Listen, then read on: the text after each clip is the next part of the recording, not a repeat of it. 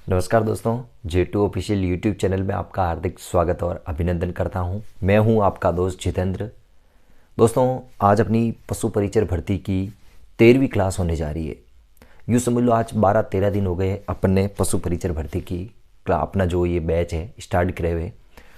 दोस्तों, मैं मानता हूँ कि आपके लिए बहुत अच्छा कंटेंट अपना जो J2 ऑफिशियल चैनल है ये बहुत अच्छा कंटेंट आपको उपलब्ध करा रहा है और मुझे पूरा भरोसा है कि आप डेली के डेली अपने नोट्स में आप डेली के डेली नोट्स बना रहे होंगे। और मैंने शुरुआत के दिन ही मैंने कहा था कि आप एक अच्छी सी बुक डालना और उस बुक में आप डेली के डेली नोट करना। मज़ा आ जाएगा, मज़ा आ जाएगा, मज़ा आ जाएगा। एक साथ में ज़्यादा कंटेंट होने के बाद में आपको भी बहुत ज़्यादा परेशानी होती है, बहुत ज़्यादा बोरिंग लगता है कि मैं इतने सारे वीडियो कब देखूंगा। बाकी जो बंदा डेली पढ़ता है उसके लिए तो रामबाण साबित होने वाला है। मज़ा आ जाएगा दोस्तों, कोई टेंशन नहीं है, कोई परेशानी नहीं है। बहुत आनंद से वो पढ़ेंगे, बहुत आनंद के साथ में, कोई तकलीफ भी नहीं होगी। इसके अलावा मैं आपसे एक बात कहना चाहता हूँ कि अपनी जो ये क्लास का टाइम है, इस टाइम को मैं चेंज करूँ या नहीं करूँ। मेरे भी सुबह ये 10:30 बजे वाला थोड़ा टाइमिंग बैठ नहीं रहा है। मैं भी स्कूल जाता हूँ तो थोड़ा स्कूल में मेरी भी थोड़ी परेशानी हो जाती है। स्कूल अपने 10 बजे का टाइमिंग है अभी, तो मैं थोड़ा इस टाइम को मैनेज नहीं कर पा रहा हूँ 10:30 वाले टाइम। तो मैंने सोचा है कि दोस्तों इस टाइम को थोड़ा सा अपन या तो चेंज कर देवे। इस टाइम को मैं चाहता हूँ कि या तो शाम के टाइम वाला इसमें अपन ऐड कर लेते हैं कि अपन डेली वाली इस क्लास को डेली 8:15 बजे शाम के टाइम, यानी कि शाम के टाइम डेली 8:15 PM, यानी कि ये समझ लो अपनी 1 तारीख है, 1 फरवरी है। आज ही अपनी 1 फरवरी है। 1 फरवरी से हमेशा क्लासेस, 1 फरवरी से हमेशा क्लासेस शाम के टाइम आएगी। शाम के टाइम कब आएगी? 8:15 बजे। 8:15 बजे डेली आज से अपनी क्लासेस रात के टाइम, शाम के टाइम 8:15 बजे क्लासेस आएगी दोस्तों, ताकि मेरा भी सारा काम हो जाए, मैं भी आराम से फ्री हो जाऊं। क्योंकि सुबह सुबह मेरी बहुत ज़्यादा भाग दौड़ रहती है, बहुत ज़्यादा काम रहते हैं, तो मैं भी नहीं कर पाता हूँ इस क्लास को मैनेज। और बच्चों के बहुत सारा क्वेश्चन आते हैं, मैं उसको जवाब भी नहीं दे पाता हूँ क्योंकि स्कूल में बिजी रहता हूँ। इस टाइम थोड़ा काम धंधे रहते हैं इसीलिए। तो आज से अपनी क्लासेज डेली 8:15 बजे शाम के टाइम आएगी हमेशा। आपको कोई तकलीफ नहीं होगी, बहुत ही बढ़िया कंटेंट के साथ में आने वाली है। तो आप हमेशा मेरे इस टाइम लाइव जुड़िएगा, बिल्कुल आपको बहुत ही अच्छा लगेगा। तो दोस्तों, आज अपन बिना समय को जाया किए अपनी बात को शुरुआत करते हैं। कल मैंने ये टॉपिक स्टार्ट कर दिया था, राजस्थान में जैव विविधता, बिल्कुल अच्छे से बता दिया था। जैव विविधता क्या होती है, जीवों में पाई जाने वाली विभिन्नता। उसके बाद में जैव विविधताओं के संरक्षण के बारे में बताया था। फिर मैंने 3 राष्ट्रीय उद्यान बताए थे, रणथंबोर राष्ट्रीय उद्यान, केवलादेव राष्ट्रीय उद्यान, मुकुंदरा हिल्स राष्ट्रीय उद्यान। ये तीनों राष्ट्रीय उद्यान के बारे में अच्छे से मैंने आपको बढ़िया तरीके से बता दिया था। आज दोस्तों अपन उसी की कड़ी में आज लेंगे दोस्तों अभयारण्य। क्या लेंगे दोस्तों? अभयारण्य। आज अभयारण्य के बारे में पढ़ेंगे। और आपको पता है राजस्थान में अभयारण्य कितने दोस्तों? 26। राजस्थान में अभयारण्य कितने? 26 है। याद कर लेना, बहुत ही अच्छी बात है। राजस्थान में अभयारण्य है 26। देखो दोस्तों, एक शब्द लिखा हुआ है अभयारण्य। होता क्या है? अभय प्लस अरण्य। अभय प्लस अरण्य। देखो इसमें है अ प्लस भय, और अरण्य का मतलब होता है जंगल। यानी कि बिना भय के जंगल में घूमना, विचरण करना, वो स्थान कहलाता है अभयारण्य। यानी कि अभयारण्य का मतलब होता है कि पशु पक्षियों द्वारा बिना भय के, बिना डर के, एकदम स्वतंत्र रूप से जंगल में विचरण करने वाला जो स्थान होता है उसको अभयारण्य कहते हैं। राजस्थान में 26 अभयारण्य है। राजस्थान में कितने अभयारण्य है? 26 अभयारण्य है। अब दोस्तों जो 26 अभयारण्य है, उन अभयारण्यों में मैं बात करूं तो राजस्थान का जो सबसे क्षेत्रफल की दृष्टि से जो सबसे बड़ा अभयारण्य है, क्षेत्रफल की दृष्टि से जो सबसे बड़ा अभयारण्य है, क्षेत्रफल की दृष्टि से जो सबसे बड़ा अभयारण्य है वो कौन सा दोस्तों? राष्ट्रीय मरु उद्यान। राष्ट्रीय मरु उद्यान है। और जो ये राष्ट्रीय मरु उद्यान है कहाँ पे है दोस्तों? ये जैसलमेर और याद कर लेना बाड़मेर में है। ये क्षेत्रफल की दृष्टि से सबसे बड़ा अभयारण्य है। और आपको पूछे क्षेत्रफल की दृष्टि से सबसे छोटा अभयारण्य कौन सा है? याद कर लेना दोस्तों, वो अभयारण्य है सरिस्का। कौन सा है दोस्तों? सरिस्का। याद कर लेना, इसके आगे लगेगा अ। एक जो सरिस्का है वो तो बड़ा है दोस्तों। केवल जो सरिस्का है वो तो हरे कबूतरों के लिए जाना जाता है, वो तो बड़ा है। ये सरिस्का अ लगेगा, याद कर लेना। और ये कहाँ है दोस्तों, ये अलवर में। तो सबसे बड़ा क्षेत्रफल की दृष्टि से राष्ट्रीय मरु उद्यान जैसलमेर बाड़मेर है, और सबसे छोटा है सरिस्का अलवर, याद कर लेना। बहुत ही गजब की बात है। इसका क्षेत्रफल 3162 वर्ग किलोमीटर है। मैं अभी इसको पहले इसी को ले लेता हूं ताकि इतना लोड नहीं होगा। तो दोस्तों ये अभ्यारण्य की बात कर रहे हैं, इसमें सबसे बड़ा बता दिया, सबसे छोटा बता दिया। अब अपनी बात करते हैं आज पहले अभ्यारण्य से। बहुत अच्छे जो इंपॉर्टेंट अभ्यारण्य है, मैं उन्हीं के बारे में बात करने वाला हूं। पहली बात है समझ लेना। तो आज पहला जो अभ्यारण्य है दोस्तों वो है राष्ट्रीय मरु उद्यान।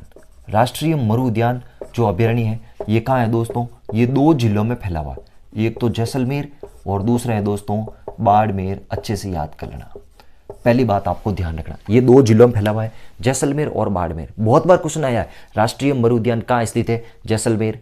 कभी ऑप्शन दिया बाड़मेर, कभी दोनों साथ में दे देते, कभी दोनों में से एक दे देते। अच्छे से याद करना। देखो दोस्तों इसके आगे राष्ट्रीय लगा हुआ है, इसका मतलब ये राष्ट्रीय पार्क नहीं है, ये राष्ट्रीय उद्यान नहीं है तो राज्य का ही है, अभ्यारण्य ही है, लेकिन इसके नाम के आगे राष्ट्रीय लगा हुआ है। इसको नेशनल पार्क बनाने की मतलब अधिसूचना बहुत बार भेजी गई है, सरकार के पास में प्रस्ताव भेजा गया है, लेकिन अभी तक ये राष्ट्रीय उद्यान नहीं बना है। याद कर लेना, ये बहुत अच्छी बात है दोस्तों। याद कर लेना, ये राष्ट्रीय मरु उद्यान क्षेत्रफल की दृष्टि से, मैंने अभी बताया था, क्षेत्रफल की दृष्टि से सबसे बड़ा अभ्यारण्य है। सबसे बड़ा क्या है भाई साहब, अभ्यारण्य है। क्षेत्रफल की दृष्टि से राजस्थान का सबसे बड़ा अभ्यारण्य है। इसका जो क्षेत्रफल है ना दोस्तों वो है 3162 वर्ग किलोमीटर। 3162 वर्ग किलोमीटर, जिसमें से जैसलमेर में तो पड़ता है भाई साहब 1900 किलोमीटर। कितना पड़ता है, 1900 किलोमीटर। और बाड़मेर में पड़ता है 1262 किलोमीटर। इसका मतलब जो राष्ट्रीय मरु उद्यान है इसका सर्वाधिक जो क्षेत्रफल है वो जैसलमेर में है 1900 किलोमीटर, बाड़मेर में है 1262 किलोमीटर। याद कर लेना, बहुत ही गजब की बात है, बहुत ही तगड़ी बात है, बहुत शानदार बात है भाई साहब। जो ये राष्ट्रीय मरु उद्यान है ना, ये क्यों प्रसिद्ध है, याद कर लेना, ये गोडावण के लिए प्रसिद्ध है। क्यों प्रसिद्ध है दोस्तों, गोडावण के लिए। इसको कह सकते हैं गोडावण की प्रजनन स्थली कह सकते हैं, गोडावण की प्रजनन स्थली कह सकते हैं। बहुत अच्छी बात है कि राजस्थान में सर्वाधिक गोडावण कहाँ मिलते हैं, राष्ट्रीय मरु उद्यान में मिलते हैं। राष्ट्रीय मरु उद्यान में गोडावण मिलते हैं, याद कर लेना, बहुत ही अच्छी बात है। आई बात सुन में, इसी गोडावण को क्या कहते हैं दोस्तों, ग्रेट इंडियन बस्टर्ड कहते हैं। ग्रेट इंडियन बस्टर्ड कहते हैं, किसको कहते हैं, गोडावण। और भाई साहब ये जो गोडावण है ना, ये अपने राष्ट्रीय मरु उद्यान में पाया जाता है। भाई साहब अटे है तो खरी, खावे का ही हो, वो ध्यान रखना। ये सेवन घास खाता है। क्या खाता है दोस्तों, सेवन घास खाता है। मैं जब राजस्थान का भौतिक प्रदेश पढ़ाया था, पश्चिमी मरुस्थलीय प्रदेश पढ़ाया था, उस समय मैंने अच्छे से बताया था कि राष्ट्र जो अपना पश्चिमी थार का मरुस्थल है वहां पर पाई जाती है भाई साहब लाटी सीरीज। क्या पाई जाती है, लाटी सीरीज। और उस लाटी सीरीज के अंदर ही सेवन घास पाई जाती है, जिसका नाम है ल्यूसियस सिंडिकुस। लिसियस सिंडिकुस इसका वैज्ञानिक नाम है। इस सेवन घास पर ही गोडावण पक्षी रहता है और इस सेवन घास पर ही खाता है, सेवन घास पर ही अंडे देता है। भाई साहब यूं कह सकता हूं कि सेवन घास गोडावण की प्रजनन स्थली है। सेवन घास ही इसका एकमात्र सहारा है, किसका, गोडावण का। याद कर लेना। इसी राष्ट्रीय मरु उद्यान में भाई साहब बहुत फेमस इंपोर्टेंट है, यहां पर पाया जाता है ओकलवुड फॉसिल्स पार्क। क्या पाया जाता है, ओकलवुड फॉसिल्स पार्क पाया जाता है। बहुत इंपॉर्टेंट है, ये कोई 500 बार क्वेश्चन आ गया। यहां पर ओकलवुड क्या है, यानी जैसलमेर में एक गांव है अकल गांव। जैसलमेर में एक गांव है दोस्तों अकल गांव। इस अकल गांव में 18 करोड़ वर्ष पुराने 25 फॉसिल्स पार्क मिले। 25 यहाँ पे लकड़ी के पेड़ मिले, लकड़ी के फॉसिल्स मिले, इसीलिए ये गांव बहुत फेमस है, ओकलवुड फॉसिल्स पार्क। जिसका दूसरा नाम क्या मिलता है दोस्तों, जीवाश्म पार्क। क्या मिलता है दोस्तों, जीवाश्म पार्क या जीवाश्म उद्यान। बहुत बार क्वेश्चन आता है कि ओकलवुड फॉसिल्स पार्क कहाँ स्थित है, राष्ट्रीय मरु उद्यान जैसलमेर में है। जीवाश्म पार्क कहाँ है, राष्ट्रीय मरु उद्यान जैसलमेर में है। इसी उद्यान में भाई साहब आपको देखने को मिलेगी लाटी सीरीज। क्या मिलेगी दोस्तों, लाटी सीरीज भी यहाँ पे देखने को मिलेगी। याद कर लेना भाई साहब, यहीं पर इसी सीरीज में, यहीं पर अपने राष्ट्रीय मरु उद्यान में भाई साहब अटे पावना सांप मिले। क्या सांप मिले दोस्तों, पावना सांप। याद कर लेना दोस्तों, वो सांप कौन सा है, पीवड़ा सांप। कौन सा है दोस्तों, पीवड़ा सांप। मैंने ये बात पहले ही बोली थी। मैंने आपको जब भौतिक प्रदेश पढ़ाया उस समय पढ़ाया था कि जो अपना राष्ट्रीय मरु उद्यान है, पश्चिमी थार का मरुस्थल है ना, वहां पर भाई साहब पीवड़ा सांप मिलता है। ओ भाई साहब, ये पीवड़ा सांप है ना दोस्तों, ये पावड़ा बहुत गजब का है। ये जो पावड़ा सांप है ना दोस्तों, बहुत ही गजब का है।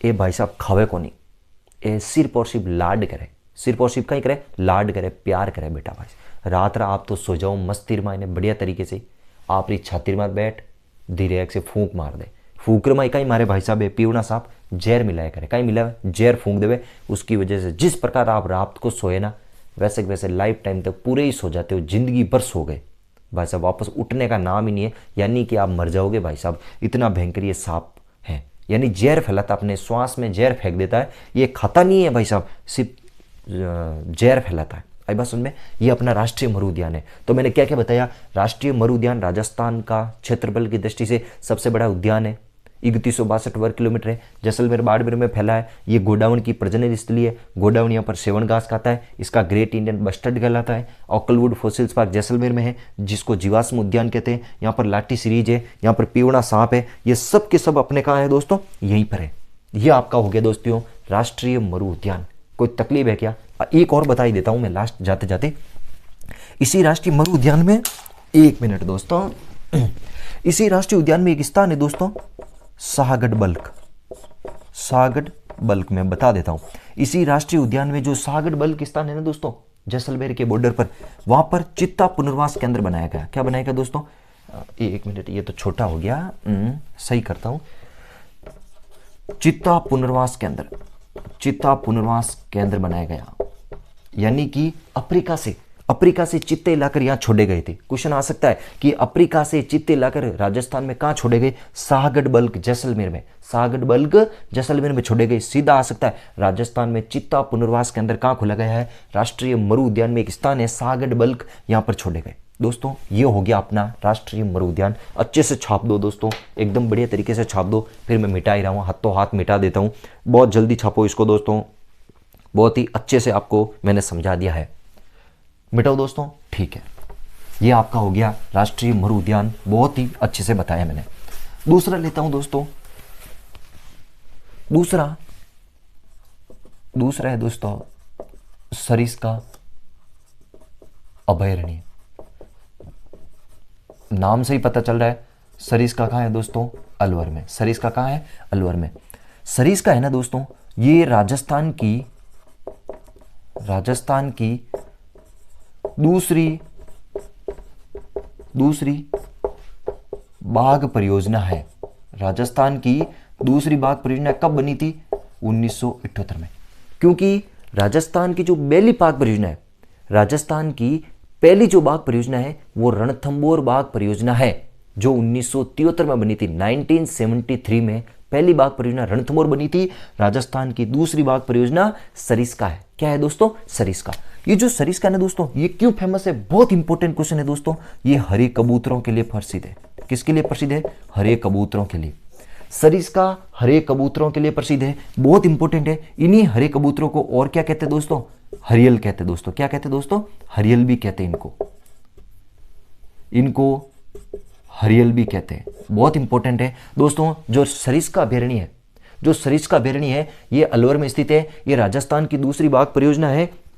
बहुत इंपॉर्टेंट बात है कि राजस्थान की दूसरी बाघ परियोजना सरिस्का है, हरे कबूतरों के लिए प्रसिद्ध है। किसके लिए प्रसिद्ध है? हरे कबूतरों के लिए प्रसिद्ध है। देखो दोस्तों, राजस्थान में हरे कबूतर और दो जगह पाए जाते हैं। कहाँ कहाँ पाए जाते हैं राजस्थान में? एक तो सरिस्का में तो पाए जाते हैं। एक याद रखना, एक तिलोरा स्थान है दोस्तों अजमेर में।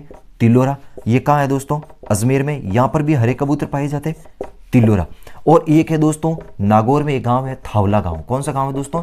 थावला गांव। ये कहाँ पड़ता है? नागौर। यहाँ पर भी हरे कबूतर पाए जाते हैं। बहुत ही इंपॉर्टेंट बात है कि एक तो तिलोरा अजमेर और दूसरा है थावला गांव नागौर, यहाँ पर भी हरे कबूतर पाए जाते हैं। गजब की बात एक और बताता हूँ, बहुत ही तगड़ी बात है दोस्तों। इस सरिस्का अभयारण्य में एक स्थान है दोस्तों काली घाटी। कौन सा स्थान है दोस्तों? काली घाटी। सरिस्का अभयारण्य में एक स्थान है काली घाटी। इस काली घाटी पर आप जब भी जाओगे ना भाई साहब, आपको सर्वाधिक देखे जाएंगे मोर। क्या देखे जाएंगे? मोर। क्वेश्चन आ सकता है, सरिस्का अभयारण्य के काली घाटी पर सबसे ज्यादा क्या पाए जाते हैं? मोर। या राजस्थान में सर्वाधिक मोर सरिस्का अभयारण्य के किस स्थान पर पाए जाते हैं? काली घाटी में पाए जाते हैं। और भाई साहब आप यदि सरिस्का में चले गए तो भाई साहब मैं आपको पहले ही बता देता हूं, आप पैसे खर्च करके यदि घूमने गए तो मैं आपको पहले ही दर्शनीय स्थल बता देता हूं, सब देख के आना। उस ड्राइवर को बोल देना भाई साहब सर ने तो मेरे को ये चीजें बताई थी, ये भी बता दो। यहां पर दर्शनीय स्थल कौन कौन से याद करवा देता हूं दोस्तों। यहां पर भर्तरी की गुफा है। क्या है दोस्तों? भर्तरी की गुफा, जो नाथ संप्रदाय में कनफटे नाथ होते हैं ना दोस्तों, कनफटे नाथों का प्रसिद्ध मंदिर है, बहुत ही बड़ा कुंभ है भर्तरी की गुफा। किसकी है? भर्तरी की गुफा। नाथ संप्रदाय के भर्तरी थे, उनकी गुफा है, यहां पर इनकी तपस्या की थी। इनकी पत्नी थी पिंगला। भाई साहब बहुत लंबी चौड़ी कहानी है, मैं यहां नहीं बताऊंगा, ये अपनी भूगोल चल रही है। जब आर्ट एंड कल्चर पढ़ेंगे ना दोस्तों, उस समय मैं इनकी कथा बताऊंगा। इनकी पिंगला की क्या कहानी है, बहुत ही गजब की, बहुत ही मस्त, एकदम रोमांटिक कहानी है, बहुत मजा आ जाता भाई साहब। आगे दोस्तों, आगे इसी अपने सरिस्का अभयारण्य में नीलकंठ महादेव मंदिर है। कौन सा मंदिर है दोस्तों? नीलकंठ महादेव मंदिर है, याद कर लेना दोस्तों, बहुत ही गजब की बात है। नीलकंठ महादेव मंदिर भी यही है। और इसी सरिस्का अभयारण्य में पांडुपोल हनुमान जी मंदिर है। कौन से मंदिर है दोस्तों? पांडुपोल हनुमान मंदिर स्थित है। और इसी सरिस्का अभयारण्य में कांकनवाड़ी का पठार है। कांकनवाड़ी का पठार यहीं पर स्थित है। और एक दूसरा पठार और है, क्रास्का का पठार, बहुत इंपॉर्टेंट है, बहुत ही गजब के इंपॉर्टेंट है। ये दोनों क्वेश्चन आते हैं कि कांकनवाड़ी का पठार और क्रास्का का पठार राजस्थान में कहाँ स्थित है? सरिस्का अभयारण्य अलवर में स्थित है। भर्तरी की गुफा कहाँ है? अलवर में। पांडुपोल मंदिर कहाँ है? अलवर में। हरे कबूतरों के लिए कौन सा अभयारण्य प्रसिद्ध है? सरिस्का अभयारण्य अलवर। हरे कबूतर राजस्थान में कहाँ पाए जाते हैं? एक तो तिलोरा अजमेर, थावला गांव नागौर और सरिस्का अलवर में पाए जाते हैं। इसके अलावा राजस्थान में हरे कबूतर और कहीं नहीं पाए जाते हैं, बहुत ही इंपॉर्टेंट, आपको ध्यान रखना। आई बात समझ में? देखो दोस्तों, इस सरिस्का अभयारण्य में क्या पाए जाते हैं दोस्तों? बाघ। क्या पाए जाते? बाघ। भाई साहब अटकाइयो, धीरे धीरे बाघ कणी कटी घूमन जाता रहे उतान, कोई मार दे उतान, मतलब यहाँ पर बाघ असुरक्षित थे। बाघों की संख्या धीरे धीरे बहुत कम होती गई, बाघों की संख्या में कमी होती गई। तो भाई साहब सरकार को टेंशन होने लगी कि भाई साहब बाघ जा कहाँ रहे हैं, बाघों को कोई पकड़ के तो नहीं लेके जा रहे। इसीलिए यहाँ पर आर एन मल्होत्रा की अध्यक्षता में यहाँ पर जो बाघ की संख्या घट रही थी ना, उसकी जांच हेतु इसकी समिति का गठन किया था। बहुत इंपॉर्टेंट है, कभी क्वेश्चन आ सकता है कि बाघों की जो संख्या घट रही थी, बाघों की घटती संख्या की जांच हेतु आर एन मल्होत्रा समिति का गठन किया गया था। ये किस अभयारण्य से संबंधित है? सरिस्का अभयारण्य अलवर से संबंधित है। दोस्तों बहुत ही अच्छी बातें बताइए, बहुत ही तगड़ी बातें बताइए। मेरे हिसाब से जो मैं ये चीजें बता रहा हूँ ना, इसके अलावा कोई बाहर चीजें जाएगी नहीं। बहुत शानदार चीजें बता रहा हूँ, बहुत ही मजे वाली चीजें, बहुत ही बढ़िया तरीके से चीजें बता रहा हूँ। याद आपको करना पड़ेगा, मेरे पास में कोई चारा नहीं है, मैं आपको बढ़िया नोट्स बना सकता हूँ। आई बस में तो सरिस्का अभयारण्य अलवर राजस्थान की दूसरी बाघ परियोजना 1978 में चली। बाघों की संख्या घट रही थी तो उसकी जांच है तो आर एन मल्होत्रा समिति बनी। हरे कबूतरों के लिए प्रसिद्ध है, तिलोरा अजमेर और थावला गांव नागौर में मिलते हैं। भर्तरी की गुफा, नीलकंठ महादेव मंदिर, पांडुपोल हनुमान मंदिर, कांकनवाड़ी क्रास्का का पठार यहीं पर है। और काली घाटी पर क्या देखे जाते? मोर देखे जाते। क्वेश्चन बहुत इंपॉर्टेंट है, बहुत तगड़ी बात है, इसको स्क्रीनशॉट ले लो, फिर मैं मिटाता हूँ। जल्दी से स्क्रीनशॉट लो दोस्तों, फिर मैं नेक्स्ट इसको मिटा देता हूँ। मिटाऊँ दोस्तों? पक्का? ठीक है। अब है भाई साहब नेक्स्ट अभयारण्य कौन सा है? नेक्स्ट अभयारण्य दोस्तों मैं लेता हूं ताल छापर अभयारण्य। कौन सा अभयारण्य दोस्तों?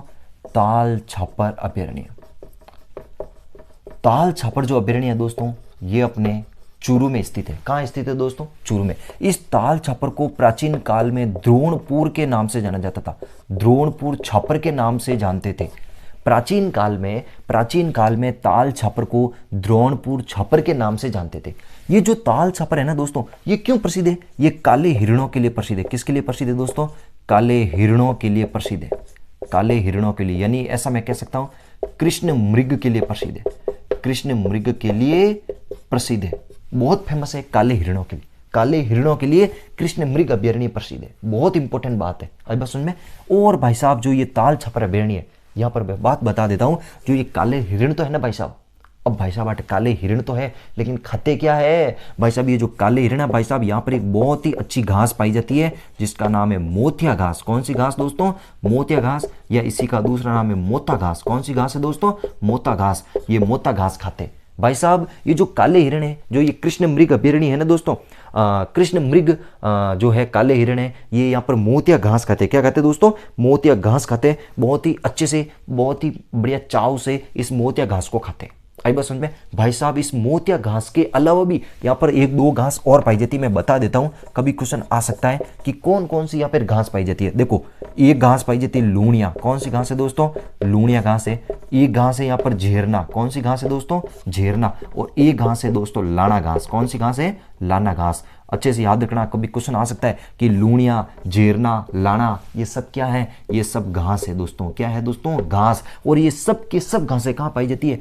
ताल छापर अभयारण्य चूरू में पाई जाती है। ताल छापर अभयारण्य क्यों प्रसिद्ध है? काले हिरणों के लिए प्रसिद्ध है। काला हिरण भाई साहब खावे कहीं मोता घास खावे। और यहाँ पर लूणिया, झेरना, लाना ये सब क्या है? ये सब घास है। सब यहीं के यहीं पाई जाती है। सब यहीं के यही पाई जाती है। अच्छे से, बहुत इंपॉर्टेंट बात है, बहुत ही गजब की बात है, याद कर लेना। ये क्वेश्चन आने वाले हैं। ये क्वेश्चन बहुत इंपॉर्टेंट बता देता हूं, वेरी वेरी इंपॉर्टेंट, इसको स्टार लगा देना। बहुत ही इंपॉर्टेंट बात है, तगड़ी बात है। यहां पर एक वन्य जीव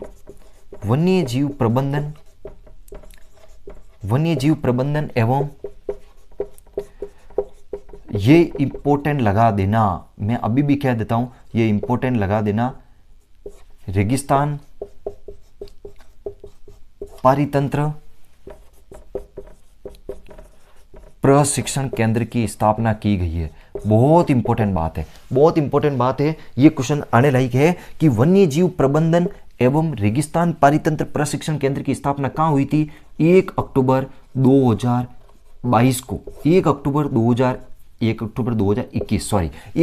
2021 को इस ताल छापर अभयारण्य चूरू में वन्य जीव प्रबंधन एवं रेगिस्तान पारितंत्र प्रशिक्षण केंद्र की स्थापना हुई थी। बहुत ही इंपॉर्टेंट है ये क्वेश्चन, आने वाला है, 100% आने वाला। ये क्वेश्चन लिख लो भली, आज ही मेरे से टाइपिंग करवा दो, स्टाम्प पेपर पर लिखा दो। ये ऐसा क्वेश्चन आएगा कि वन्य जीव प्रबंधन एवं रेगिस्तान पारितंत्र प्रशिक्षण केंद्र कहाँ है?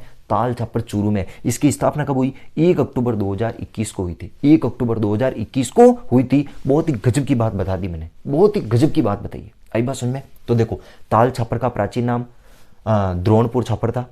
ताल छापर अभयारण्य द्रोणपुर छापर था। चूरू में काले हिरणों के लिए कृष्ण मृग अभयारण्य, कृष्ण मृग के लिए प्रसिद्ध है। मोतिया घास खाती है। लूणिया, झेरना, लाना ये सब घास है। और बहुत ही इंपॉर्टेंट है, 1 अक्टूबर 2021 को वन्य जीव प्रबंधन एवं रेगिस्तान पारितंत्र प्रशिक्षण केंद्र की यहाँ पर क्या करिए? स्थापना करिए। बहुत ही इंपॉर्टेंट बात है। एक बात मेरे को बहुत ही तगड़ी याद आई, बहुत ही गजब की याद आई है भाई साहब। जो ये तो काले हिरणों के लिए प्रसिद्ध है, तो बताओ फिर राजस्थान में, ये क्वेश्चन आप स्टार लगा के बताओ मुझे। राजस्थान में दोस्तों, एक तो मेरे को ये बहुत अच्छा नहीं लगता है, मैं जो भी क्वेश्चन कभी कभी क्लास में पूछता हूं, आप कभी मुझे कमेंट में अच्छा सा जवाब नहीं देते हो। ये इसका मतलब आपको आता नहीं है, या तो आप पढ़ते नहीं हो। भाई साहब आप पढ़ते रहो, याद करते रहो, और मुझे कमेंट में बताओ, तब मुझे पता चले। आप पूछते भी नहीं हो, सर मुझे नहीं आता है, आप प्लीज कमेंट में बताइएगा। पूछते भी नहीं हो, मैं क्यों बताऊं भाई? मेरे ऐसा क्या है? आप याद भी नहीं करते हो, पढ़ते भी नहीं हो, और ना कमेंट में बता दो। तो बताओ फिर, ये तो काले हिरणों के लिए प्रसिद्ध है, तो बताओ राजस्थान में काले हिरणों का पार्क कहाँ बनाया गया? काले हिरणों का पार्क कहाँ बनाया गया? बताओ फिर, आप बताओ, राजस्थान में काले हिरणों का पार्क कहाँ बनाया गया? बताओ फिर कमेंट में, है जल्दी बताओ कमेंट में। आपको आता है तो कमेंट में बताओ, काले हिरणों का पार्क कहाँ बनाएगा? मैं बता ही देता हूँ, कांकाणी। कांकाणी कहाँ है दोस्तों? पहले तो कांकाणी जोधपुर में था, लेकिन ये वर्तमान में जोधपुर ग्रामीण में आ गया। किस में आ गया दोस्तों? जोधपुर ग्रामीण में आ गया। बहुत इंपॉर्टेंट बात है, इसको भी स्टार लगा देना। कभी टपक गया ना, अच्छे हवा निकल जाएगी। ओनली फॉर J2 ऑफिशियल पढ़ने वाला बच्चा, J2 ऑफिशियल ऑनलाइन प्लेटफॉर्म पर पढ़ने वाला बच्चा ही ऐसे क्वेश्चनों को करेगा, वरना कोई नहीं कर सकता। ध्यान रख देना, राजस्थान में काले हिरणों का जो पार्क बना हुआ है, कृष्ण मृग का जो पार्क बना हुआ है, वो कांकाणी जोधपुर ग्रामीण जो जिला आता है उसमें बना हुआ है। ये भाई साहब होगी अपना ताल छापर अभयारण्य। अच्छे से कर दो, बहुत ही बढ़िया तरीके से कर लो। मैं एक बार थोड़ा सा देख लेता हूँ, कल भी थोड़ा वीडियो आपको पता है बीच में थोड़ा सा धुंधला बन गया, फिर मैंने वापस देखा था, तब जाके सही हुआ। मैं थोड़ा सा वीडियो देख लेता हूँ, तब तक आप इसका स्क्रीनशॉट ले लो या छाप दो फटाफट। हाँ ठीक है दोस्तों, अच्छे से चल रहा वीडियो, कोई तकलीफ नहीं है, बहुत ही अच्छे से मिटा देता हूं मैं फटाफट। जल्दी मिटाएंगे तो जल्दी करेंगे, बहुत ही तगड़ी बात है। नेक्स्ट है दोस्तों, हाँ नेक्स्ट और कौन सा, अब नेक्स्ट ले लेता हूं दोस्तों सीता माता अभयारण्य। सीता माता अभयारण्य, जो सीता माता अभयारण्य दोस्तों ये कहां पड़ता है? प्रतापगढ़ और चित्तौड़गढ़। प्रतापगढ़ और चित्तौड़गढ़ में सीता माता अभयारण्य स्थित है। अब ये जो सीता माता अभयारण्य दोस्तों ये क्यों प्रसिद्ध है, बहुत इंपॉर्टेंट है। सीता माता अभयारण्य उड़न गिलहरियों के लिए प्रसिद्ध है, उड़न गिलहरियों के लिए। और भाई साहब एक और बता देता हूं, इसी सीता माता, ये इनके उपनाम है क्या दोस्तों? उपनाम। ये जो सीता माता अभयारण्य उड़न गिलहरियों के लिए प्रसिद्ध है, और भाई साहब इसको और कहते हैं चित्तल की मातृभूमि भी कहते हैं, चित्तल की मातृभूमि कहते हैं। बहुत इंपॉर्टेंट बात है, के लिए प्रसिद्ध है और इसको चित्तल की मातृभूमि भी कहते हैं। दोनों इंपॉर्टेंट है। उड़न गिलहरियों का स्वर्ग या उड़न गिलहरियों के लिए प्रसिद्ध है, या इसको उड़न गिलहरियों का स्वर्ग कहते हैं। ये क्वेश्चन कोई 500 बार आगे होगा, 500 बार। भाई साहब ये जो सीता माता अभयारण्य है ना, ये राजस्थान में सर्वाधिक जैव विविधता वाला अभयारण्य है। जैव विविधता वाला क्या है भाई साहब? अभयारण्य है। बहुत ही इंपॉर्टेंट है, बहुत ही गजब की बात है। सीता माता अभयारण्य राजस्थान का एकमात्र ऐसा अभयारण्य में, एकमात्र अभयारण्य जहां पर सर्वाधिक क्या पाई जाती है? जैव विविधता पाई जाती है, जीवों में विविधता पाई जाती है। ये कल ही मैंने बताया था, एकमात्र अभयारण्य, बहुत ही सर्वाधिक। अरावली के बाद में राजस्थान में जो सर्वाधिक जैव विविधता है वो सीता माता अभयारण्य पाई जाती है, और राजस्थान का ये एकमात्र अभयारण्य है। सीता माता अभयारण्य राजस्थान का एकमात्र अभयारण्य है जहां पर क्या पाए जाते हैं भाई साहब? सागवान के वृक्ष पाए जाते हैं। क्या पाए जाते हैं? सागवान के वृक्ष पाए जाते हैं। अच्छे से याद कर लेना, रट लेना इस बात को कि राजस्थान का एकमात्र अभयारण्य कौन सा है जहां पर सागवान के वृक्ष पाए जाते हैं? वो है सीता माता अभयारण्य। भाई साहब आप यदि यहाँ पर चले गए तो आपको क्या क्या देखना है? यहाँ पर एक तो सीता माता का मंदिर देखना। क्या देखना दोस्तों? सीता माता का मंदिर देख लेना है, अच्छे से याद कर लो, सीता माता का मंदिर देख लेना है। और भाई साहब सीता माता के 2 प्यारे बच्चे, एक का नाम था लऊ और दूसरे का नाम क्या था? कुश। लव कुश नाम के यहाँ पर झरने, लव कुश नामक यहाँ पर क्या है दोस्तों? झरने, याद कर लेना। भाई साहब आप जाओ ना, अच्छे से देख लेना, सीता माता का मंदिर देख लेना, लव कुश नाम का झरना देख लेना, और भाई साहब यहाँ पर एक बड़ा सा बांध है जहाँ पर आप अच्छे से स्नान करके आना। उसका नाम क्या है दोस्तों? जाखम बांध। कौन सा है दोस्तों? जाखम बांध। और वो जाखम बांध कहाँ है दोस्तों? प्रतापगढ़, इसी सीता माता अभयारण्य में। इसी सीता माता अभयारण्य में जाखम बांध है। यहाँ पर बढ़िया से बैठ के बढ़िया स्नान करना, ठंडे ठंडे पानी से, मजा आ जाएगा एकदम। मात तो एकदम आप बढ़िया गर्म है ना, वो एकदम ठंडा हो जाएगी। और लव कुश नाम के झरने, आप तो यहाँ स्नान नहीं करो ना भाई साहब, इस लव कुश नामक झरने में स्नान करना, आनंद आ जाएगा एकदम मस्त। मात तो नहीं, ठंडा ठंडा हो जाए, एकदम कूल कूल हो जाए, मस्त हो जाए। फच जाए सीता माता के दर्शन करना भाई साहब, मन पवित्र हो जाएगा, अच्छे से हो जाएगा। ये अपना सीता माता अभयारण्य याद कर लो। सीता माता अभयारण्य प्रतापगढ़ चित्तौड़गढ़ में, राजस्थान में सर्वाधिक जैव विविधता पाई जाती है।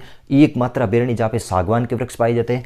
उड़न गिलहरियों का स्वर्ग कहते हैं, उड़न गिलहरियों के लिए प्रसिद्ध है, चित्तल की मातृभूमि है। और यहाँ पर सीता माता अभयारण्य, लव कुश झरने, जाखम बांध, ये सब के सब सीता माता अभयारण्य में ही पाए जाते हैं। याद कर लेना, बहुत ही इंपॉर्टेंट बात है। और मैं एक सीता माता के बारे में और बता देता हूँ, मेरे को याद आ गया। एक सीता माता अभयारण्य में एक स्थान है जिसका नाम क्या है दोस्तों? लखिया भाटा। सीता माता अभयारण्य में एक स्थान है, बहुत इंपॉर्टेंट है, कभी क्वेश्चन आ सकता है। सीता माता अभयारण्य में एक स्थान है लखिया भाटा। ये लखिया भाटा क्यों प्रसिद्ध है? यहाँ पर भाई साहब प्रागैतिहासिक काल के शैल चित्र मिले। ये लखिया भाटा है ना भाई साहब, ये सीता माता अभयारण्य प्रतापगढ़ में स्थित है। इस सीता माता अभयारण्य में लखिया भाटा नामक एक स्थान मिला है जहाँ पर प्रागैतिहासिक काल के शैल चित्र मिले, जहाँ पर जिस पर किसके चित्र बने हुए? जानवरों के चित्र बने। किसके चित्र बने दोस्तों? जानवरों के चित्र बने हुए। क्योंकि अब ये अभयारण्य है तो यहाँ पर जानवर ही थे, तो इसका मतलब लखिया भाटा नामक जो प्रागैतिहासिक काल का जो एक स्थान मिला है जहाँ पर जानवरों के चित्र मिले। बहुत इंपॉर्टेंट क्वेश्चन है भाई साहब, कभी खोपचो मिले नहीं, खोपचा में अच्छे से लिख देना, क्वेश्चन ऐसे ही आने वाले हैं, बहुत ही गजब के टपकने वाले हैं भाई साहब। मैं तो आपको एक ही चीज़ कहता हूँ, J2 ऑफिशियल से पढ़ने वाले बच्चे करेंगे, अन्यथा ये चीज़ें किसी को नहीं आने वाली। मैं कह देता हूँ, साफ साफ कह देता हूँ, पढ़ना आपको पड़ेगा, मेहनत मैं करवा सकता हूँ, नोट्स आपको मैं बनवा सकता हूँ, तगड़ी तगड़ी चीज़ें लिखवा सकता हूँ, याद आपको करना पड़ेगा। मेरे को तो कोई परीक्षा देनी है नहीं, देनी आपको है भाई साहब। याद करते रहो, साथ साथ में याद करते रहो। मैं दूर हट जाता हूँ, स्क्रीनशॉट ले लो जल्दी, फटाफट ले लो दोस्तों। फिर नेक्स्ट अपन और पढ़ेंगे, नेक्स्ट पढ़ेंगे बहुत ही जल्दी। मिटाऊँ दोस्तों? ठीक है,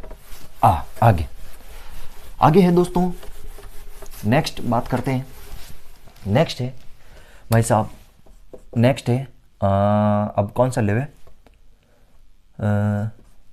ये ले लेते हैं माउंट आबू अभयारण्य, ये ले लेते हैं माउंट आबू अभयारण्य। माउंट आबू अभयारण्य कहाँ है दोस्तों, याद कर लेना, ये सिरोही में स्थित है।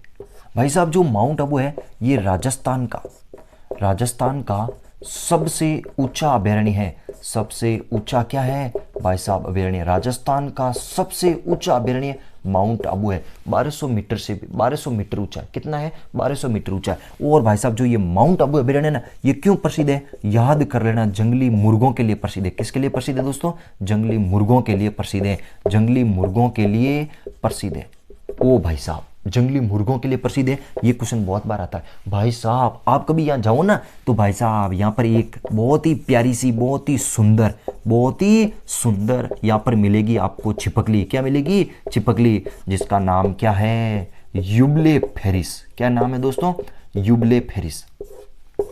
यूबलेफेरिस नाम की यहाँ पर आपको एक सुंदर छिपकली मिलेगी। बहुत ही सुंदर है, बहुत ही क्यूट है, बहुत ही ब्यूटीफुल है। इसका नाम है यूबलेफेरिस छिपकली। तगड़ी है भाई साहब, ये याद रखना। एकमात्र अभयारण्य है कौन सा, माउंट आबू अभयारण्य, जहाँ पर पाई जाती है यूबलेफेरिस नामक सुंदर छिपकली। कहाँ पाई जाती है, यूबलेफेरिस नामक सुंदर छिपकली माउंट आबू अभयारण्य में पाई जाती है। और विश्व की एकमात्र यहाँ पर एक वनस्पति पाई जाती है, विश्व की एकमात्र अभयारण्य है जहाँ पर एक जो अपने यहाँ पर एक वनस्पति पाई जाती है जिसका नाम है डिकिल्प, एक मिनट भाई साहब ऐड ना नाम है, याद ही दोहरा रहे, डिकिल्पटेरा आबूएंसिस, डिकिल्पटेरा आबूएंसिस नामक यहाँ पर एक वनस्पति पाई जाती है, जो केवल और केवल माउंट आबू ही स्थान है जहाँ पर ये वनस्पति पाई जाती है। क्वेश्चन ये भी बहुत बार आया है भाई साहब, बहुत बार क्वेश्चन आया है कि डिकिल्पटेरा आबूएंसिस। देखो आबू से याद हो जाएगा आबूएंसिस, आबू से नाम ऑटोमेटिक आ जाएगा आपको ऑब्जेक्टिव में क्वेश्चन। तो डिकिल्पटेरा आबूएंसिस नामक वनस्पति कहाँ पाई जाती है, माउंट आबू अभयारण्य सिरोही में।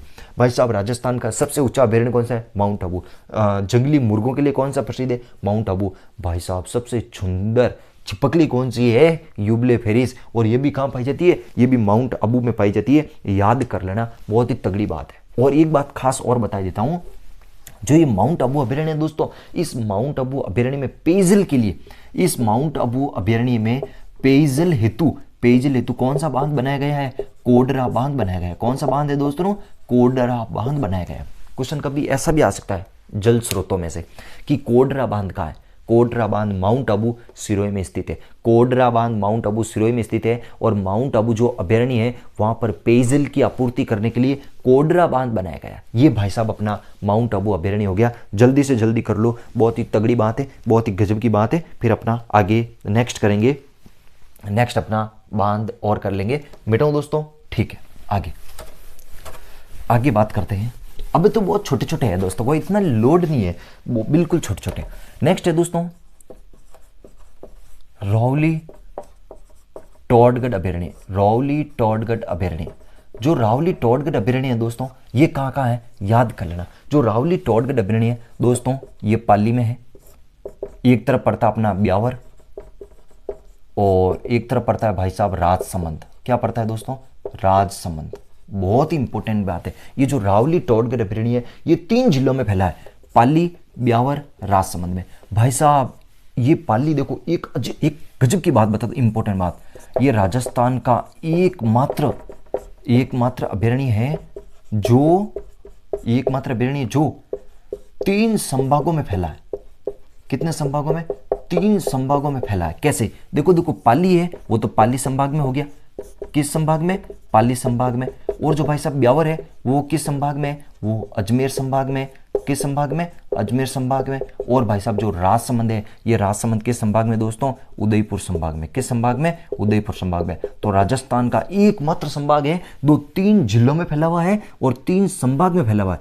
3 संभाग में फैला हुआ राजस्थान का एकमात्र अभयारण्य कौन सा है, रावली टोडगढ़ अभयारण्य। भाई साहब इसका नाम टोडगढ़ कैसे पड़ा, राजस्थान इतिहास के जो पितामह थे जिसका नाम क्या था, कर्नल जेम्स टोड। क्या नाम था, कर्नल जेम्स टोड। इस कर्नल जेम्स टोड के नाम पर इसका नाम रावली टोडगढ़ अभयारण्य पड़ा। भाई साहब आप कभी यहाँ तो चले तो गए, लेकिन देखोगे क्या, यहाँ पर याद करना, जरक देखोगे। क्या देखोगे दोस्तों? जरक। और इसी को कह सकते हैं रीछ, यानी कि जरक और रीछ यहाँ पर देखने वाले हैं। और जरक और रीछों के लिए जो प्रसिद्ध अभयारण्य है वो कौन सा है दोस्तों? रावली टॉडगढ़ अभयारण्य प्रसिद्ध है। भाई साहब आप रावली टॉडगढ़ में चले जाओ ना, तो भाई साहब यहाँ पर जरक देखोगे और रीछ देखोगे। जरक और रीछ के लिए जो प्रसिद्ध अभयारण्य है वो रावली टॉडगढ़ अभयारण्य प्रसिद्ध है। बहुत ही इंपॉर्टेंट बात है, बहुत ही तगड़ी बात है, याद कर लेना, ऐसे ही क्वेश्चन यहाँ पर आने वाले हैं।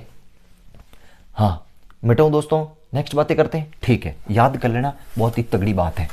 नेक्स्ट है, अब तो छोटी छोटी चीजें हैं दोस्तों, इतना कोई लफड़ा ही नहीं है, देखो एक अभयारण्य है दोस्तों कुंभलगढ़ अभयारण्य। कुंभलगढ़ जो अभयारण्य है दोस्तों ये कहाँ है दोस्तों? राजसमंद में है। जो ये कुंभलगढ़ अभयारण्य है दोस्तों ये क्यों प्रसिद्ध है दोस्तों? भेड़ियों के लिए प्रसिद्ध है। किसके लिए प्रसिद्ध है? भेड़ियों के लिए प्रसिद्ध है। बहुत ही इंपॉर्टेंट बात है, कुंभलगढ़ अभयारण्य भेड़ियों के लिए प्रसिद्ध है। अब बस उनमें याद कर लेना, कुंभलगढ़ अभयारण्य किसके लिए प्रसिद्ध है? भेड़ियों के लिए प्रसिद्ध है। बहुत ही तगड़ी बात है। और मैं आपको क्या बताऊं, और देखो और मैं आपको ये बताऊं, रामगढ़ विषधरी अभयारण्य ये रह जाता दोस्तों, रामगढ़ विषधरी अभयारण्य। रामगढ़ विषधरी अभयारण्य दोस्तों, ये जो रामगढ़ विषधरी अभयारण्य है ना, ये कहाँ है दोस्तों? ये बूंदी में है। कहाँ पे है दोस्तों? बूंदी में। ये याद करना, ये राजस्थान की कौन सी है? चौथी बाघ परियोजना है। राजस्थान की चौथी बाघ परियोजना है, वो कौन सी है? रामगढ़ विषधरी अभयारण्य। और ये बाघ परियोजना कब बनी थी?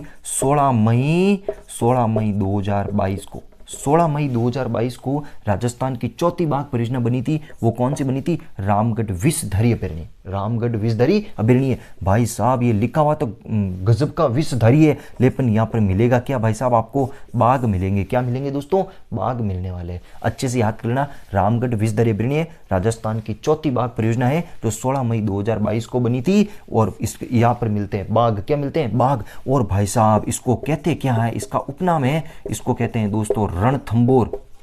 रणथंभौर के बागों का जच्चा घर कहते हैं। क्या कहते हैं दोस्तों? जच्चा घर कहते हैं। भाई साहब बहुत इंपॉर्टेंट है, रणथंभौर के बागों का जच्चा घर कहते हैं। रणथंभौर के बागों का जच्चा घर कहते हैं। इंपॉर्टेंट बात है, बहुत ही गजब की बात है कि रणथंभौर के बागों का जच्चा घर किसे कहते हैं? रामगढ़ विषधरी अभयारण्य को। कहाँ है? बूंदी में। कहाँ है दोस्तों? बूंदी। अब सुन, बूंदी, कोटा, भीलवाड़ा में इसका इलाका फैला हुआ है बाघ परियोजना का। राजस्थान की चौथी बाघ परियोजना कब बनी? 16 मई 2022 को। और रणथंभौर के बाघों का जच्चा घर कौन सा है? रामगढ़ विषधरी अभयारण्य। याद कर लेना, बहुत ही तगड़ी बात है, बहुत ही गजब की बात है। अब नेक्स्ट में थोड़ी सी और बात कर लेता हूं इन अभयारण्यों में। नेक्स्ट बात है दोस्तों, नेक्स्ट बात एक लेता हूं धौलपुर। क्या लेता हूं दोस्तों?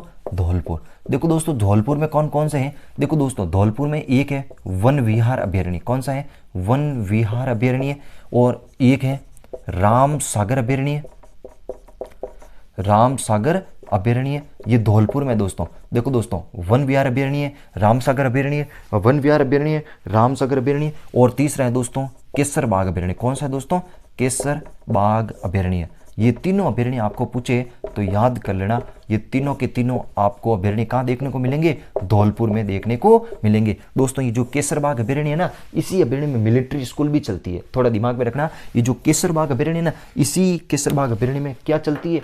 मिलिट्री स्कूल चलती है। दिमाग में बैठाना कि राम सागर अभयारण्य, वन विहार और केसरबाग ये तीनों के तीनों धौलपुर में स्थित है। कहाँ स्थित है दोस्तों? धौलपुर में स्थित है। बहुत ही अच्छी अच्छी चीजें बताइए, बहुत ही गजब की बातें बताइए। भाई साहब ये हो गए अपने अभयारण्य। जो मुख्य अभयारण्य थे वो सब के सब मैंने आपको करवाए। कम से कम 10-12 अभयारण्य जो मुख्य थे वो सब चीज़ें करवाई है। देखो दोस्तों ऑनलाइन या कोचिंग का मतलब एक ही चीज़ें होती है, इंपॉर्टेंट चीज़ें करवाना। हर एक चीज़ नहीं करवाना, खास खास बातें बतानी, मुख्य बातें बतानी। मैं आपको 5-6 पॉइंट और मुख्य बता देता हूँ। देखो पहली बात है राजस्थान का, ये सब राजस्थान में प्रथम है ना, याद करना, ये सब राजस्थान में प्रथम है ना। तो राजस्थान का प्रथम आपको पूछ ले पैंथर रेस्क्यू सेंटर कहाँ है? राजस्थान का प्रथम पैंथर रेस्क्यू सेंटर कहाँ है? वो याद करना, सज्जनगढ़ कहाँ है? उदयपुर में है। याद कर लेना, बहुत ही गजब की बात है। राजस्थान का पहला स्नैक पार्क कहाँ है? राजस्थान का पहला स्नैक पार्क कहाँ है? याद कर लेना, वो स्नैक पार्क कहाँ है? कोटा में है। याद कर लेना। और मैं आपको बताऊं, देखो राजस्थान का पहला मछली या मत्स्य अभयारण्य कहाँ है? राजस्थान का पहला मछली या मत्स्य अभयारण्य कहाँ है? याद करना, राजस्थान का पहला मछली या मत्स्य अभयारण्य कहाँ बताओगे? याद करना, वो बताना बड़ी तालाब। कहाँ बताना दोस्तों? बड़ी तालाब। और बड़ी तालाब कहाँ है? उदयपुर में स्थित है, याद कर लेना। आपको एक और चीज पूछे कि राजस्थान का पहला गर्दभ अभयारण्य, राजस्थान का पहला गर्दभ, जिसको क्या कहते हैं? गद्दों का अभयारण्य कहाँ है दोस्तों? वो है दोस्तों डुंडलोद। कहाँ है दोस्तों? डुंडलोद। और डुंडलोद कहाँ है दोस्तों? झुंझुनू में है। कहाँ है? झुंझुनू में। अच्छे से याद कर लेना, झुंझुनू में डुंडलोद है ना, उसको राजस्थान का पहला गद्दों का अभयारण्य बनाया गया। और मैं बात बताऊं, और मैं क्या बताऊं, देखो दोस्तों एक स्थान है मैनार। कौन सा स्थान है दोस्तों? मैनार। और ये मैनार कहाँ है दोस्तों? उदयपुर में। मैनार कहाँ है? उदयपुर में। इसको पक्षी गांव कहते हैं। क्या कहते हैं दोस्तों? पक्षी गांव। क्या कहते हैं? पक्षी गांव। या ऐसा कह सकता हूं बर्ड विलेज। क्या कहते हैं दोस्तों? बर्ड विलेज कहते हैं, याद कर लेना। और एक और बता देता हूं, एक स्थान है दोस्तों खीचन। कौन सा स्थान है? खीचन। और ये खीचन कहाँ पड़ता है? वर्तमान में, याद कर लेना, ये फलोदी में पड़ता है। कहाँ पड़ता है? फलोदी में। पहले पड़ता था जोधपुर में, अब पड़ता है फलोदी में। यहाँ पर भाई साहब प्रवासी पक्षी क्या मिलते हैं? प्रवासी पक्षी यहाँ पर मिलते हैं, कुर्जा। क्या पलता है भाई साहब? कुर्जा मिलती है। ये भाई साहब अपने राजस्थान के अभयारण्य से रिलेटेड मैंने बहुत कुछ चीज़ें करवाई है। राजस्थान में अभयारण्यों से रिलेटेड आपको कोई बातें पूछे तो भाई साहब इतनी अच्छी अच्छी चीज़ें बता दी है, इससे बाहर कोई चीज़ छाती ठोक के कहता हूँ कुछ नहीं जाने वाली, कुछ नहीं जाने वाली इससे बाहर। थोड़ा सा मैं वीडियो देख लेता हूँ, कहीं बंद नहीं हो गया भाई साहब, मैं बोलता रह जाऊँगा और अपने काम नहीं होगा भाई साहब। टाइमिंग भी बहुत हो गया, अभयारण्य में इतना टाइम हो गया, लेकिन कोई बात नहीं दोस्तों, मैं हर एक चीज़ करवाने में तैयार हूँ। आपको करवाना तो पड़ेगा, मतलब नहीं तो फिर होगा कब? अपना कोर्स भी खींचना है, ये सब चीज़ें बतानी पड़ेगी, सब चीज़ें करवाऊंगा तभी जाके ये चीज़ें होने वाली, नहीं तो होगी ही नहीं। ठीक है दोस्तों, कोई बात नहीं, अपना टाइम होगा, लेकिन मैं आपको काम पूरा करवाने वाला हूँ। बार बार ये क्लासें लेनी नहीं पड़े, एक बार में ही मैं आपका इलाज कर दूँ बढ़िया।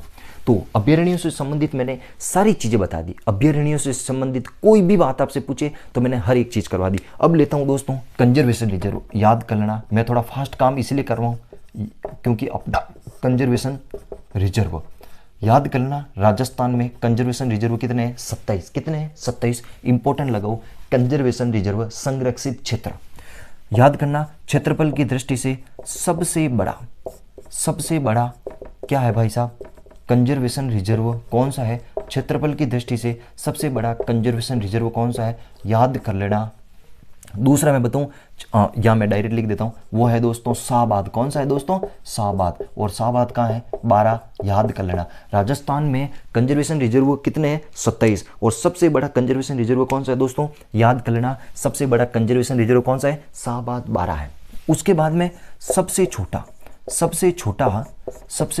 कंजर्वेशन रिजर्व कौन सा है? याद कर लेना, रोटू। कौन सा है?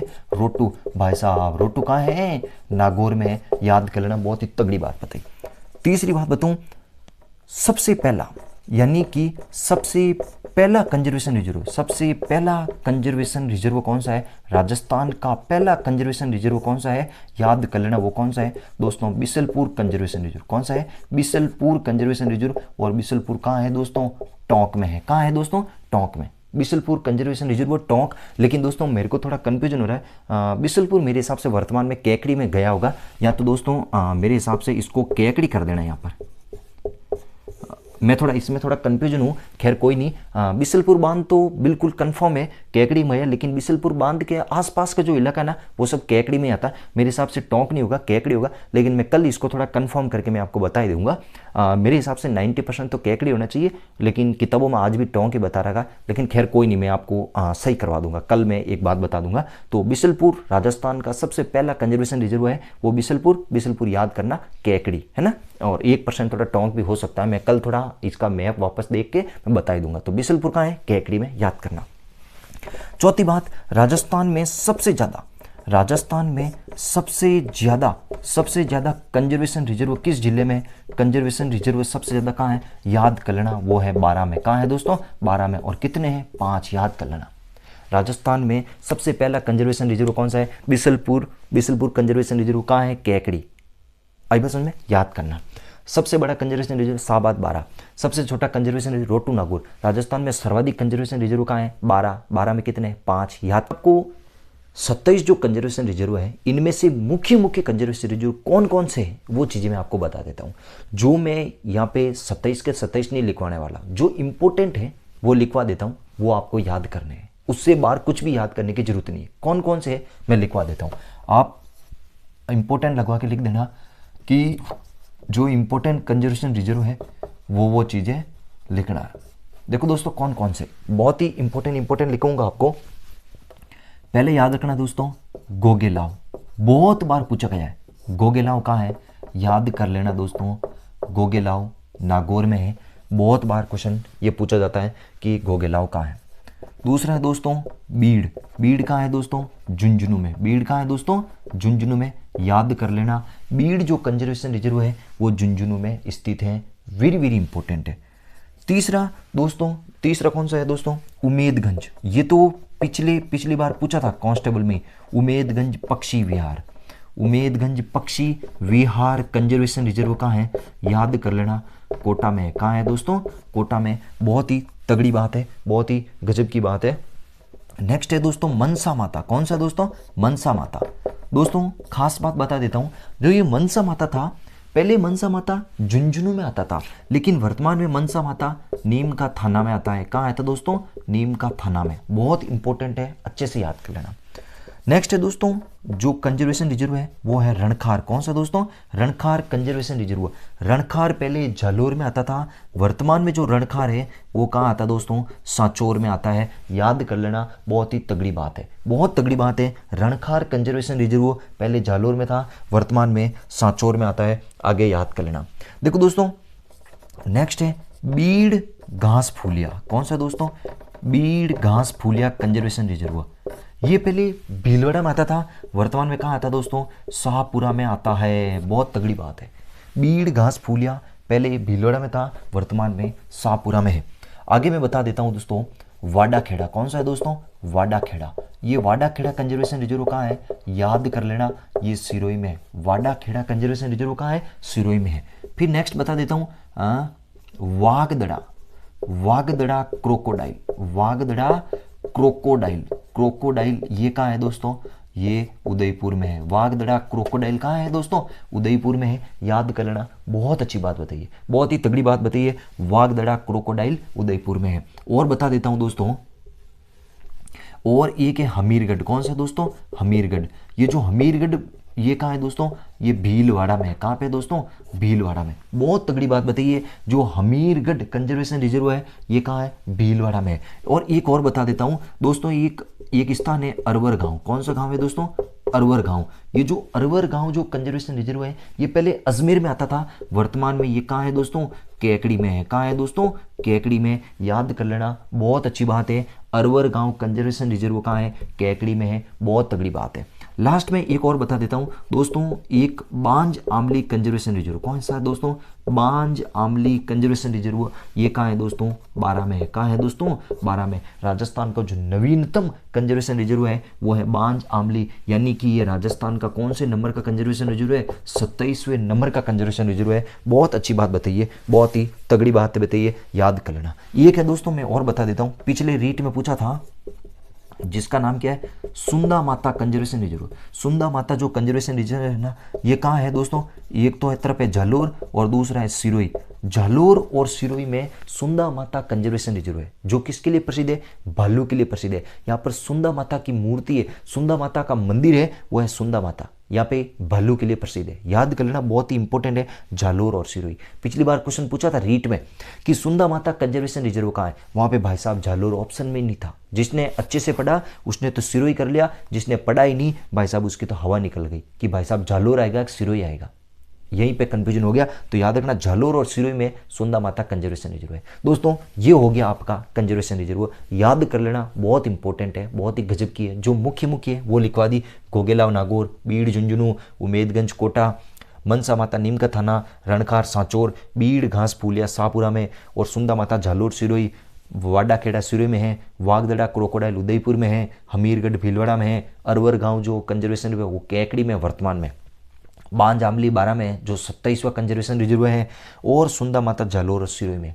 ये दोस्तों हो गया आपका कंजर्वेशन रिजर्व। इस कंजर्वेशन रिजर्व में कोई प्रॉब्लम हो तो मुझे बताओ, कोई तकलीफ हो तो मुझे बताओ, क्योंकि तकलीफ होगी क्या दोस्तों, ये रटने वाली चीज़ है, याद करने लायक है, डायरेक्ट आपको याद करना है, इसमें कोई किंतु परंतु नहीं होना चाहिए, बिल्कुल याद करना है दोस्तों। आगे बात लेता हूँ, अब लेता हूँ दोस्तों मैं नेक्स्ट लेता हूँ अपना छोटा सा पेड़ और टॉपिक है उसी में, वो है दोस्तों आखेट निषेध क्षेत्र। कौन सा है दोस्तों, आखेट निषेध क्षेत्र। याद करना, राजस्थान में जो आखेट निषेध क्षेत्र है वो कितने हैं दोस्तों, 33। अभी बस उनमें आखेट यानी रोकथाम करे हुए, अभी बस उनमें आखेट है यानी कि क्षेत्र विशेष को फिक्स कर रखा है कि भाई साहब यहाँ पर किसी भी प्रकार की मतलब पशु जानवरों को मारना निषेध है। याद रखना आखेट निषेध क्षेत्र। अब दोस्तों आखेट निषेध क्षेत्र में 2-3 चीजें इंपॉर्टेंट बता देता हूँ। क्षेत्रफल की दृष्टि से राजस्थान का सबसे बड़ा जो आखेट निषेध क्षेत्र है, लिख देता हूँ, सबसे बड़ा जो आखेट निषेध क्षेत्र है उसका नाम है संवत्सर कोटसर। कौन सा है दोस्तों, संवत्सर कोटसर जो आखेट निषेध क्षेत्र है ये कहाँ है दोस्तों, बीकानेर में है। ये राजस्थान का सबसे बड़ा आखेट निषेध क्षेत्र है। दूसरी बात, सबसे छोटा आखेट निषेध क्षेत्र कौन सा है, याद कर लेना, सबसे छोटा जो आखेट निषेध क्षेत्र है वो है दोस्तों कनक सागर। कौन सा है दोस्तों, कनक सागर। और कनक सागर कौन सा है दोस्तों, बूंदी में। राजस्थान का सबसे छोटा जो आखेट निषेध क्षेत्र है वो है दोस्तों कनक सागर। याद कर लेना, बहुत इंपॉर्टेंट है, बहुत ही गजब की बात है। लास्ट में सर्वाधिक यानी कि सबसे ज्यादा या सर्वाधिक आखेट निषेध क्षेत्र कहाँ है, सर्वाधिक आखेट निषेध क्षेत्र किस जिले में है, याद कर लेना, वो है दोस्तों बीकानेर में। कहाँ है दोस्तों, बीकानेर में। और कितने हैं, 6 हैं दोस्तों। कितने हैं, 6। एक बार मैं थोड़ा सा वीडियो देख लेता हूँ कहीं बंद तो नहीं हो गया, फिर अपनी क्लास और रेगुलर चलेगी, कोई तकलीफ नहीं है। तो देखो सर्वाधिक जो आखेट निषेध क्षेत्र है वो कहाँ है दोस्तों, बीकानेर में। कितने हैं, 6। ये मैंने आपको आखेट निषेध क्षेत्र के बारे में बात बताई। अब आखेट निषेध क्षेत्र आपको याद कौन कौन से करने, बहुत ही इंपॉर्टेंट बात बता देता हूं। उसमें भी मैं 33 के 33 नहीं लिखा रहा हूं, इंपॉर्टेंट आप आखेट निषेध क्षेत्र बताऊंगा जो आपको याद करना है। इससे बाहर आपको कुछ भी याद करने की जरूरत नहीं है। तो दोस्तों मैं इंपॉर्टेंट बता देता हूं कौन कौन से हैं दोस्तों। एक है, पहला नंबर है डोली धवा। कौन सा दोस्तों, डोली धवा। दूसरा याद रखना साथीन, ये पूछा गया है। तीसरा याद रखना फीट कासनी। कौन सा है दोस्तों, फीट कासनी। ये तीनों के तीनों जो है ना दोस्तों, ये याद करना, पहले जोधपुर जिले में आता था, वर्तमान में जोधपुर ग्रामीण जिले में आता है। बहुत इंपॉर्टेंट बात है, बहुत ही तगड़ी बात है, याद कर लेना। अभी बस उनमें याद कर लेना, बहुत ही तगड़ी बात है, सीधा क्वेश्चन आएगा। दूसरा है दोस्तों लोहावट। और मैं अगला बता देता हूं, अगला है डेचू। कौन सा है दोस्तों, डेचू, या इसको ऐसा भी बोल सकते हैं डेचू। ये जो दोनों है ना दोस्तों, ये दोनों फड़ौदी में पड़ता है। कहां पड़ता है दोस्तों, फड़ौदी में। ये भाई साहब डेचू वही है जहां पर पाबूजी का जन्म हुआ था, पाबूजी का स्थान है डेचू। कौन सा है, डेचू, जो फड़ौदी में आता है। पहले जोधपुर में था, वर्तमान में डेचू किस में आता है, फड़ौदी में आता है। याद कर लेना। आगे बता देता हूं, बहुत इंपॉर्टेंट है दोस्तों। एक है दोस्तों उजला। कौन सा है दोस्तों, उजला। एक है रामदेवरा। ये दोनों के दोनों कहाँ है दोस्तों, जैसलमेर में। याद कर लेना, रामदेवरा, उजला, ये कहाँ है दोस्तों, जैसलमेर में है। बहुत इंपॉर्टेंट है, गजब का है। एक है दोस्तों बीजू। क्या है दोस्तों, बीजू। एक है दियात्रा। एक है जोहड़बीड़। ये तीनों के तीनों, बीजू, दियात्रा, जोहड़बीड़, ये तीनों के तीनों कहाँ है दोस्तों, बीकानेर में है। कहाँ है दोस्तों, बीकानेर में। ये क्वेश्चन आया हुआ है। जोहड़बीड़ की बात को बहुत बार आता है, जोहड़बीड़ का तो बहुत बार आता है। याद करना, जोहड़बीड़ में गिद्ध संरक्षित क्षेत्र बनाया गया। जोहड़बीड़ को गिद्ध संरक्षित क्षेत्र बनाया गया, बहुत इंपॉर्टेंट बात है। बीजू, दियात्रा, जोहड़बीड़, ये सब के सब कंजर्वेशन, ये जो सब के सब आखेट निषेध क्षेत्र कहाँ है, बीकानेर में है। उजला और रामदेवरा आखेट निषेध क्षेत्र कहाँ है, जैसलमेर में। उजला पर नजर रख देना, सीधा क्वेश्चन आ सकता है। डोली धवा, सातीन, फीट कासनी, ये सब के सब आखेट निषेध क्षेत्र कहाँ है, जोधपुर ग्रामीण में। लोहावट और डेचू ये कहाँ है, ये फड़ौदी में पड़ते हैं। याद कर लेना, मैं मिटा रहा हूँ आगे, बहुत इंपॉर्टेंट बात बताइए। ये लिखते रहना दोस्तों, साथ साथ में इंपॉर्टेंट बातें बता रहा हूँ, सीधे क्वेश्चन आएंगे। फिर नेक्स्ट है दोस्तों महला। कौन सा है दोस्तों, महला पहले जयपुर में पड़ता था, वर्तमान में महला राजस्थान का सबसे छोटा जिला दूदू में पड़ता है। महला आखेट निषेध क्षेत्र। आगे है दोस्तों बरदोद। क्या है दोस्तों, बरदोद। ये बरदोद पहले जयपुर में पड़ता था, वर्तमान में ये कहाँ पड़ता है दोस्तों, कोटपूतली बहरोड जिले में पड़ता है, कोटपूतली बहरोड जिले में पड़ता है। ये भी आपको याद कर लेना, सीधे सीधे क्वेश्चन आ सकता है। ये के दोस्तों कवालजी, कौन सा दोस्तों, कवालजी जो आकेट निषेध क्षेत्र है, याद करना ये कहाँ पड़ता है दोस्तों, सवाई माधोपुर में पड़ता है। कहाँ पड़ता है दोस्तों, सवाई माधोपुर में पड़ता है कवालजी आकेट निषेध क्षेत्र। कवालजी आकेट निषेध क्षेत्र कहाँ है, सवाई माधोपुर में। नेक्स्ट मैं बता देता हूँ दोस्तों, एक है गंगवाना, कौन सा दोस्तों, गंगवाना, और एक है दोस्तों तिलोरा, कौन सा दोस्तों, तिलोरा। ये दोनों के दोनों आकेट निषेध क्षेत्र कहाँ है, अजमेर में। कहाँ है दोस्तों, अजमेर में। मुझे कमेंट में बताओ, अभी के अभी कमेंट में बताओ, ये तिलोरा कहाँ पढ़ाया था मैंने अभी मैंने तिलोरा पढ़ाया था। ये तिलोरा क्यों प्रसिद्ध है, तिलोरा में कौन सी चीज देखी जाती है, बताओ दोस्तों। मैंने बताया था अभी सरिस्का अभयारण्य पढ़ाया था, तब मैंने बताया था तिलोरा क्यों प्रसिद्ध है, तिलोरा पर कौन सा पक्षी पाया जाता है, अच्छे से बताया था। ये सरिस्का अभयारण्य में पढ़ाया था। आप मुझे कमेंट में बताओ, इसका आंसर आप मुझे कमेंट में बताओ कि तिलोरा क्यों प्रसिद्ध है, तिलोरा किस पक्षी के लिए प्रसिद्ध है। सरिस्का अभयारण्य में मैंने आपको अच्छे से बताया था। आप मुझे कमेंट में बताओ दोस्तों, बिल्कुल बताओगे। नेक्स्ट है दोस्तों जरोदा, कौन सा दोस्तों, जरोदा। और एक है रोटू, क्या है दोस्तों, रोटू। ये कहाँ है दोस्तों, दोनों के दोनों नागौर में। कहाँ है दोस्तों, नागौर में, याद कर लेना। जो दोस्तों रोटू है ना, ये रोटू, ये रोटू, रोटू राजस्थान का सबसे छोटा कंजर्वेशन रिजर्व भी है और आकेट निषेध क्षेत्र भी रोटू है। ध्यान रख देना दोस्तों, ये बहुत ही गजब गजब की चीजें, आपको बहुत इंपॉर्टेंट चीजें, बहुत ही तगड़ी तगड़ी चीजें मैंने आपको बताई है। ये हो गया दोस्तों आपके आकेट निषेध क्षेत्र। जो इंपॉर्टेंट आकेट निषेध क्षेत्र है वो मैंने आपको लिखवाया है। बकवास बिना फालतू की चीजें मैंने एक भी इसमें नहीं लिखवाई, क्योंकि जो चीज़ अपनी काम की नहीं है, जो मतलब की नहीं है, वो लिखवाने में फायदा क्या, वो फिर मेरे से पढ़ने में फायदा क्या। मैं आपको सब चीज़ें लिखवा दूँ बोर्ड पे, मैं तो अभी कोई बात नहीं, मैं तो आपको बोर्ड भर दूंगा, फायदा क्या है उसका। लेकिन मैं कुछ चीज़ें इंपॉर्टेंट छांट के लिखवा रहा हूँ, इसका मतलब वो खास ही है, बहुत ही खास बात है, वहाँ से क्वेश्चन तो आना ही आना है। आई बस उनमें याद कर लेना दोस्तों।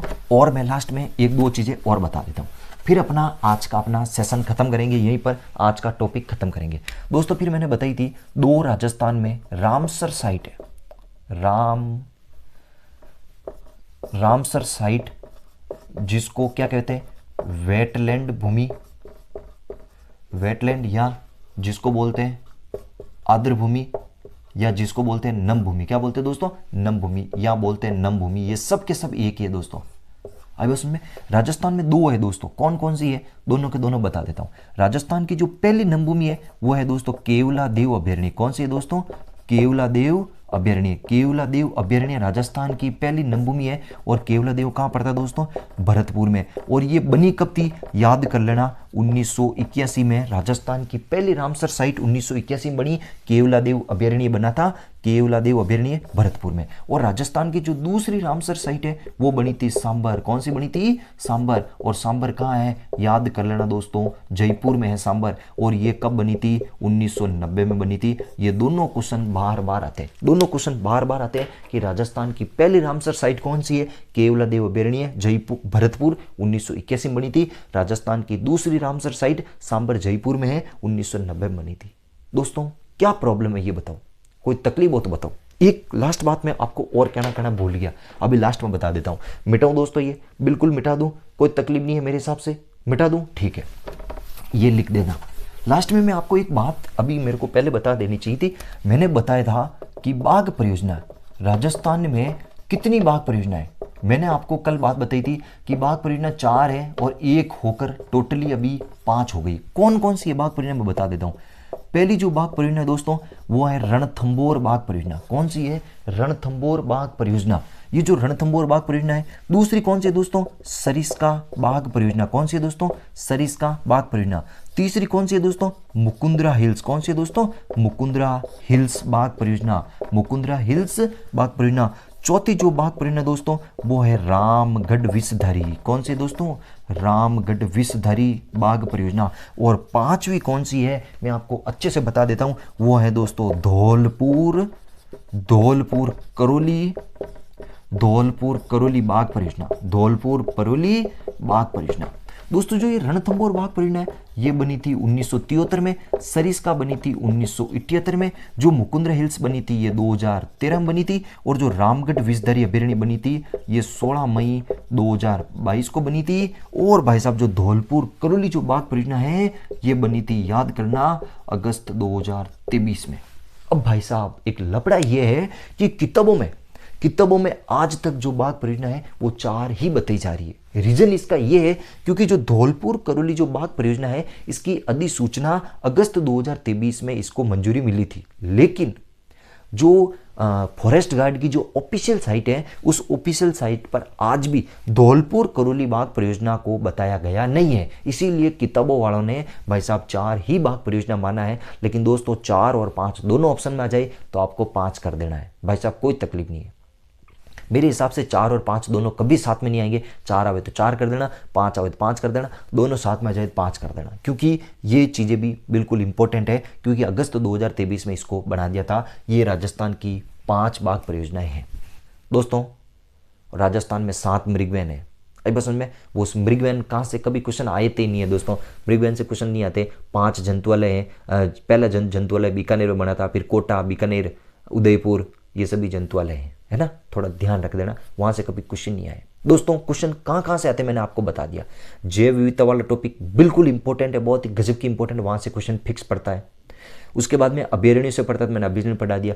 कंजर्वेशन रिजर्व वो वेरी वेरी इंपॉर्टेंट है, तो मैंने बता दिया। आकेट निषेध क्षेत्र से क्वेश्चन आता है, मैंने बता दिया। रामसर साइट से क्वेश्चन आता है, मैंने बता दिया। बाघ परियोजना से आता है, बता दिया। और आजकल क्वेश्चन एक ये टॉपिक भी है शुभंकर, जो प्रत्येक जिले ना दोस्तों, प्रत्येक जिलों का एक प्रतीक बनाया गया है कि कौन से जिले का प्रतीक शुभंकर क्या है, वहां से क्वेश्चन भी आता है। मैं शुभंकर की एक 7 से 8 मिनट का एक छोटा सा वीडियो बनाऊंगा, जिसमें आपको शुभंकर का वीडियो कभी भी मैं दे सकता हूं, कभी भी मैं आपको दे दूंगा, उसको याद कर लेना।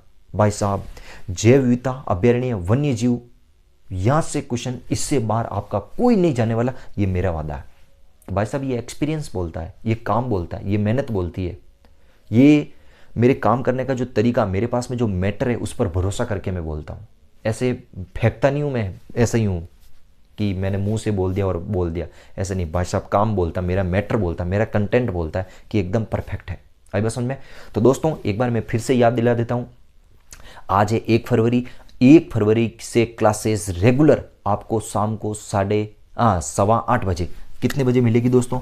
8:15 PM पर शाम को ये क्लास मिलने वाली है। अब मैं आपको सुबह 10:30 बजे क्लास नहीं दूंगा, क्योंकि दोस्तों मेरी हमेशा प्रॉब्लम रहती है, मैं स्कूल का काम भी अच्छे से नहीं कर पाता हूँ और यहाँ का काम भी नहीं कर पाता हूँ। शाम को आएगी क्लासें तो मेरे को कोई तकलीफ नहीं होगी, मैं आराम से अपलोड कर दूंगा, सुबह आराम से अपलोड कर दूंगा। और सुबह अपलोड करने के बाद में आपको पास में शाम को 8:15 PM पर हमेशा ये क्लासेस मिलती रहेगी, ताकि कोई दुख दर्द नहीं होगा, कोई टेंशन नहीं होगी, मेरा भी काम आराम से हो जाएगा, मैं भी शाम को फ्री रहता हूँ और आपके पास में भी क्लासेस बिल्कुल बढ़िया तरीके से एकदम शानदार कंटेंट के साथ में क्लासेस पहुंचाएगी।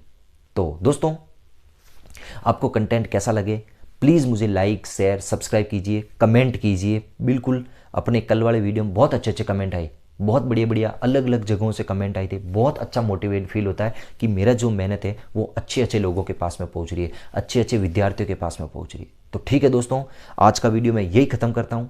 Have a nice day, bye, thank you.